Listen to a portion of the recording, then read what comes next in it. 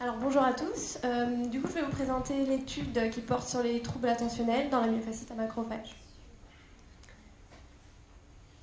Alors du coup, comme vous l'aurez compris, je pense grâce aux présentations précédentes, les troubles cognitifs qui sont associés à la myofasciite à macrophages sont très hétérogènes, avec une variabilité interindividuelle importante. Toutefois, 4 types de profils ont pu être établis avec un point en commun, des déficits en attention sélective visuelle.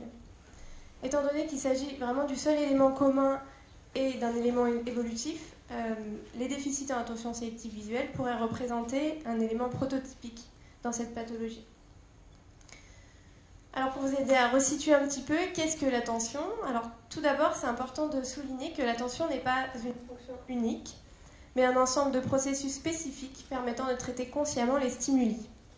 En fait, on peut se représenter l'attention comme sous la forme d'une jauge, dont le niveau de ressources est réparti différemment selon les tâches et les types de contrôle attentionnel requis, plus ou moins intenses ou sélectifs. Donc, par exemple, on retrouve le niveau d'alerte tonique qui correspond à l'état d'éveil général, qui est le niveau le moins intense. L'attention sélective, qui dépend des mécanismes de contrôle du foyer attentionnel, interne ou externe, et qui permet de traiter les éléments, les stimuli perceptifs spécifiques, tout en inhibant les distracteurs. On a aussi l'attention divisée, qui nécessite de partager le niveau de ressources entre deux tâches concurrentes.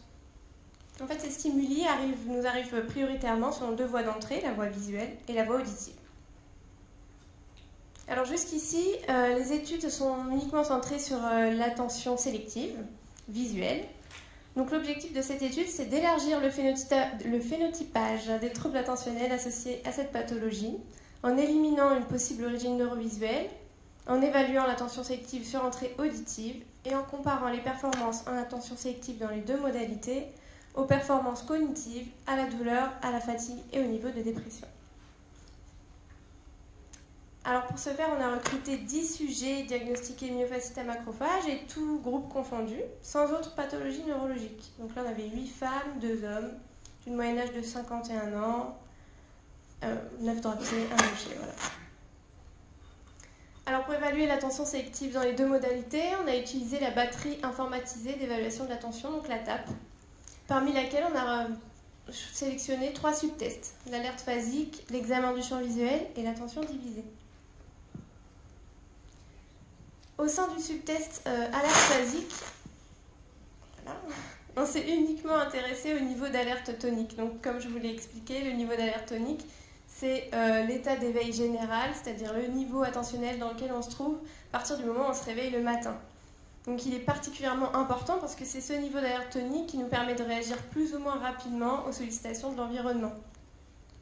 Donc ici, on l'évalue tout simplement en demandant aux participants d'appuyer le plus vite possible sur un bouton à partir du moment où ils voient une croix apparaître à l'écran. Ensuite, l'examen du champ visuel permet d'explorer les capacités, d'évaluer les capacités d'exploration de l'environnement.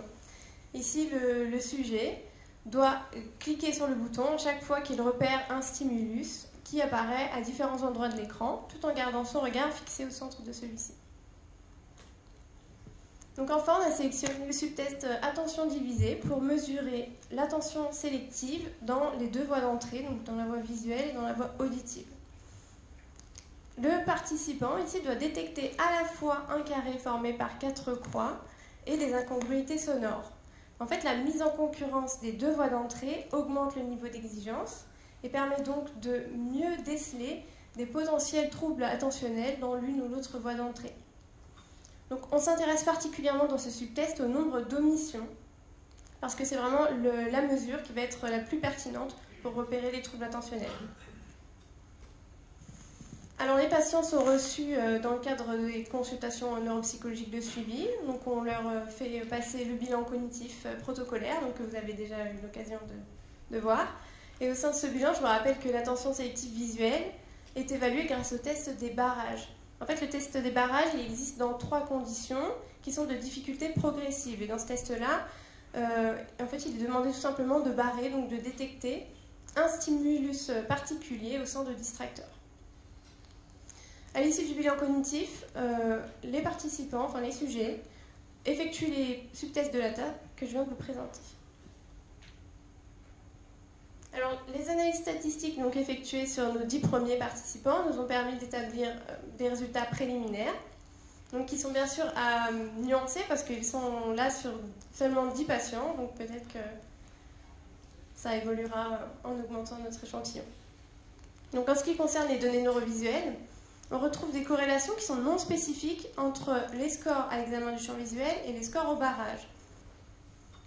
Donc, c'est-à-dire que les omissions que l'on repère dans l'examen du champ visuel ne correspondent pas à un émis-champ en particulier. Et de plus, les patients myofacites à macrophage ne sont pas sujets à l'héminégligence, donc on peut penser que les omissions dans ce subtest reflètent en fait une difficulté attentionnelle. Ensuite, on ne retrouve pas de corrélation entre les données neurovisuelles, donc entre les scores dans l'examen du champ visuel et les scores à l'attention sélective visuelle de la TAP. Donc autrement dit, les performances attentionnelles ne seraient pas liées et ne seraient pas dues à un biais neurovisuel. On s'est ensuite intéressé aux corrélations entre le niveau d'alerte tonique et l'attention visuelle. Donc en ce qui concerne le nombre de signes corrects barrés au barrage, on retrouve des corrélations significatives avec l'alerte tonique. Donc autrement dit, plus le temps de réaction à détecter un stimulus est élevé, plus les performances au barrage seront déficitaires. Donc en soi, c'est assez logique parce que plus on met de temps à détecter un stimulus, forcément on a le temps de barrer le signe.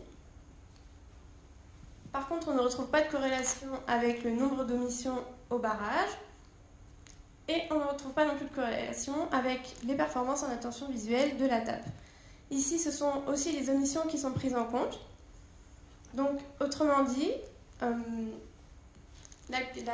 temps de réaction à détecter un stimulus ne serait pas en lien avec la capacité, finalement, à le discriminer.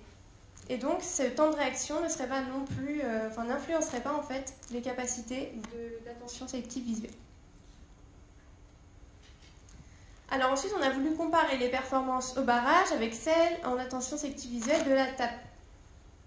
Vu que ce sont des tests qui sont tous les deux censés évaluer l'attention sélective visuelle, on s'attendait à des résultats cohérents, fortement corrélés.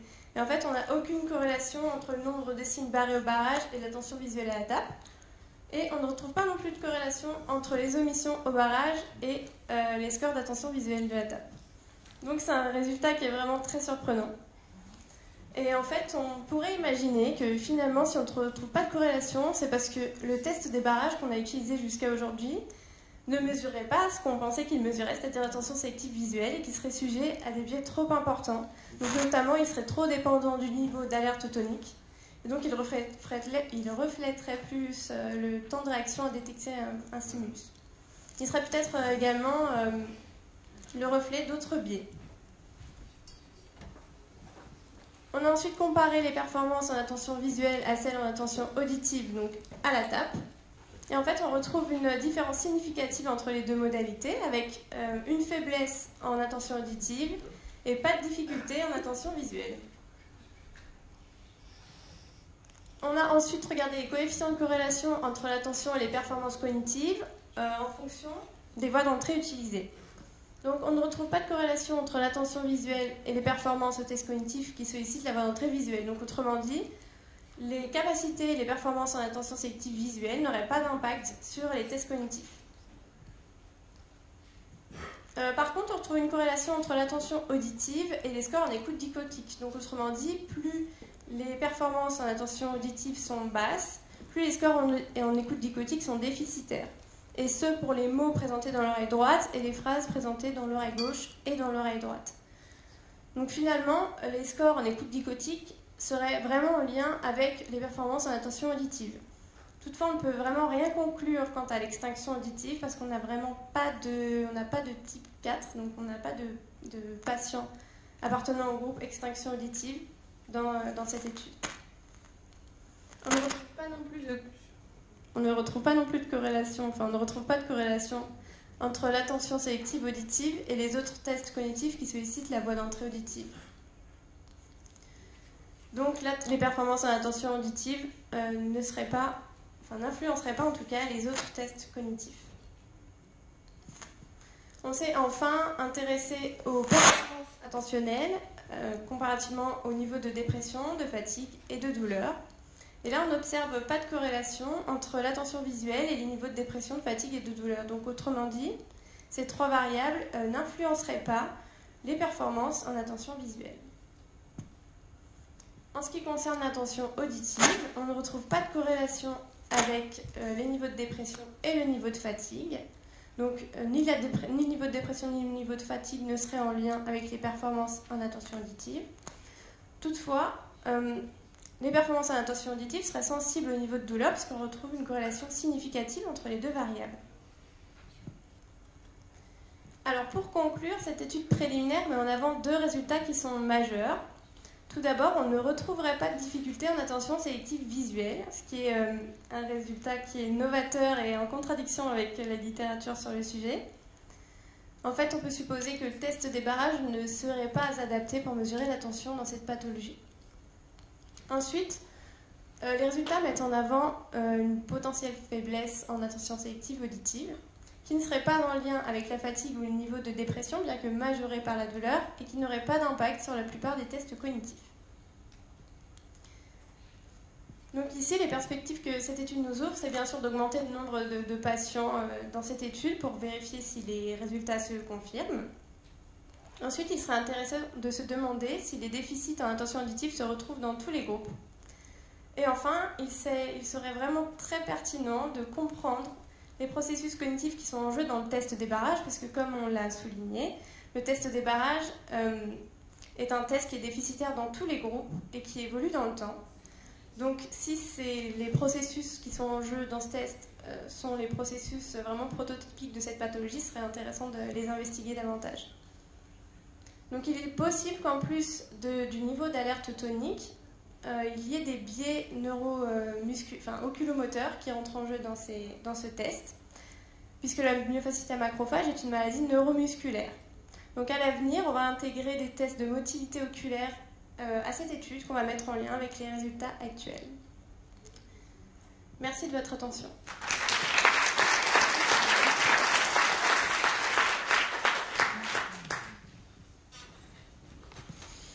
Merci beaucoup. Très belle étude. Donc des résultats préliminaires, mais enfin qui sont un petit peu troublants quand même. Bon, il y a des éléments, surtout sur le Stroop, là, ça... les barrages, c'est...